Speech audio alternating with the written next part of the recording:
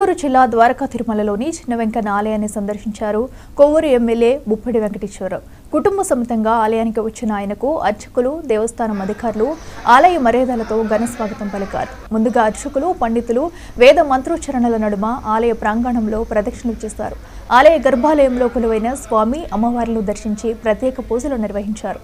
అనంతరం అర్చకులు ఆశీర్వాదాలు తీసుకున్న ఎమ్మెల్యేకు ఆలయ ఏఈఓ మెట్టపల్లి దుర్గారావు స్వామివారి ప్రసాదాలను అందజేశారు.